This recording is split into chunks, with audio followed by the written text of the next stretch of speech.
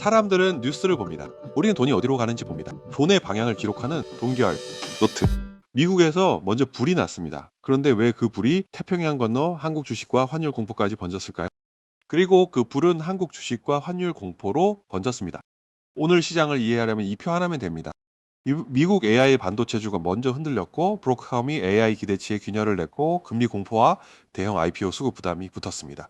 그리고 한국에서는 반도체 쏠림과 환율이 공포를 키웠습니다.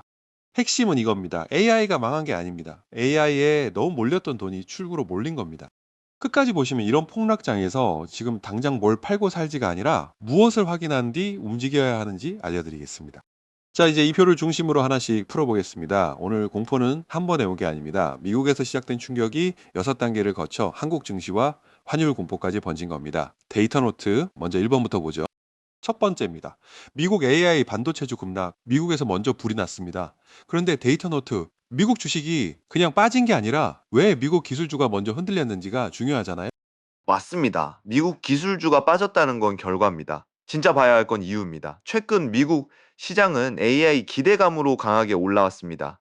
AI 서버, 반도체, 데이터 센터, 클라우드 전력 인프라까지 AI와 연결된 기업들이 시장을 끌고 갔습니다. 그런데 많이 오른 시장은 작은 충격에도 예민해집니다. 높은 탑 위에 올라가면 작은 바람도 크게 느껴지듯이 AI 주식도 너무 높은 기대 위에 올라가 있었습니다. 그래서 미국에서 먼저 흔들렸고 그 충격이 아시아 시장으로 넘어온 겁니다. 그러니까 첫 번째 불은 미국에서 났습니다. 하지만 진짜 중요한 건 그 불을 붙인 방아쇠가 무엇이었느냐겠죠? 바로 2번입니다. 두 번째, 방아쇠입니다. 브룩캄 실적과 AI 기대 실망, 이게 왜 그렇게 큰 충격이 된 겁니까?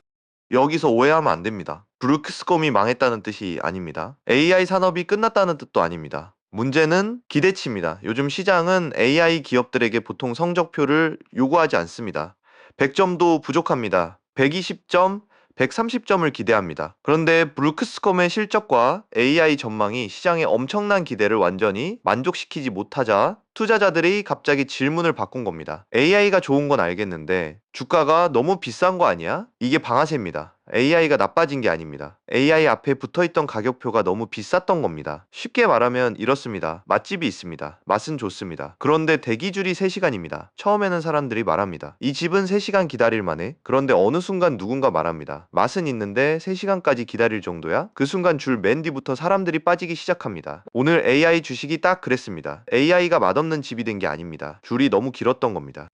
그러니까 AI가 망한 게 아니라 AI에 대한 기대가 너무 높았고 그 기대가 살짝 흔들리자 가장 많이 올랐던 주식에서 매도가 나온 거 아닌가요? 맞습니다. 그리고 여기에 더 큰 압박이 붙습니다. 바로 금리입니다. 세 번째는 것이 압박입니다. 강한 미국 고용 그리고 금리 인상 우려. 그런데 고용이 좋으면 좋은 뉴스 아닌가요? 실물 경제에서는 좋은 뉴스일 수 있습니다. 사람들이 일자리를 갖고 있고 미국 경제가 버티고 있다는 뜻이니까요. 그런데 주식 시장에서는 다르게 해석될 수 있습니다. 미국 고용이 강하다 그러면 물가가 쉽게 안 잡힐 수 있다. 물가가 안 잡히면 연준이 금리를 더 올리거나 높은 금리를 더 오래 유지할 수 있다. 그러면 기술주와 성장주에는 부담이 됩니다. 왜냐하면 AI 주식은 지금 당장 버는 돈보다 미래에 크게 벌 돈을 기대하고 비싸게 거래되는 경우가 많기 때문입니다. 그런데 금리가 오르면 미래에 벌 돈의 현재 가치가 낮아집니다. 쉽게 말하면 이겁니다. 금리가 오르면 미래 주식의 꿈값이 깎입니다. AI 주식은 그 꿈값이 가장 많이 붙어 있던 주식입니다. 그래서 금리 공포가 살아나면 시장은 다시 묻습니다. 이 꿈값 너무 비싼 거 아니야? 좋은 고용 뉴스가 AI 주식에는 오히려 부담이 될 수 있다. 이게 일반 시청자분들이 놓치기 쉬운 부분 아닐까요? 그런데 표를 보면 여기에 수급 압박까지 붙습니다. 4번입니다. 네 번째는 조금 생소합니다. 스페이스X IPO 같은 대형 상장되기. 먼저 IPO가 뭡니까? 그리고 그게 왜 기존 주식시장에 부담이 됩니까? IPO는 쉽게 말해 비공개 회사가 처음으로 주식시장에 나오는 일입니다. 한국말로는 기업공개 신규 상장이라고 합니다. 예를 들어 스페이스X 같은 회사가 IPO를 하면 그동안 일부 투자자만 접근할 수 있던 회사 주식을 시장 투자자들도 살 수 있게 됩니다. 그런데 문제는 이겁니다. 초대형 IPO가 나오면 시장에는 새로운 돈이 필요합니다. 기관 투자자들은 스페이스X 같은 대형 주식을 사고 싶어 합니다. 하지만 현금이 무한히 있는 건 아닙니다. 그러면 어디선가 돈을 만들어야 합니다. 가장 쉬운 방법은 뭘까요? 이미 많이 오른 주식을 일부 파는 겁니다. 최근 가장 많이 오른 곳이 어디였습니까? AI 반도체, 미국 기술주, 그리고 그 흐름을 따라 오른 한국 반도체주였습니다. 그래서 IPO가 직접적인 폭탄이라고 말하기는 어렵습니다. 하지만 이미 흔들리던 AI 랠리에서 돈이 빠져나갈 명분을 하나 더 만들어주는 수급 압박 요인이 될 수 있습니다. 쉽게 말하면 이렇습니다. 새로 엄청 인기 있는 아파트 청약이 나왔습니다. 사람들이 그 청약에 돈을 넣고 싶습니다. 그런데 현금이 부족합니다. 그러면 기존에 들고 있던 자산 일부를 팔아 현금을 만들 수 있습니다. 스페이스X의 IPO도 시장에서는 비슷하게 작동할 수 있습니다. 새 대형주를 사려고 기존에 많이 오른 주식을 팔 수 있는 겁니다. 정리하면은 스페이스X가 나빠서 시장이 빠진 게 아니라 새로운 초대형 판이 열리니까 기존 AI 주식에서 현금을 만들 가능성이 생긴 거 아닌가요? 맞습니다. 그리고 이 미국발 충격이 한국에서는 더 크게 증폭됩니다. 이유는 5번입니다. 다섯 번째는 한국 증폭입니다. 미국이 흔들린 건 알겠습니다. 그런데 왜 한국은 더 크게 맞습니까? 이유는 한국 시장의 구조에 있습니다. 한국 증시는 최근 AI 반도체 기대감으로 많이 올라왔습니다. 특히 삼성전자와 SK 하이닉스 같은 대형 반도체주가 시장을 강하게 끌고 갔습니다. 이건 좋은 일입니다. 하지만 동시에 위험이기도 합니다. 왜냐하면 시장 전체가 여러 엔진으로 움직이는 게 아니라 반도체라는 큰 엔진 하나에 너무 많이 기대게 되기 때문입니다. 자동차로 비유해 보겠습니다. 차에 아주 강력한 엔진 하나가 있습니다. 그 엔진 덕분에 차가 빠르게 달립니다.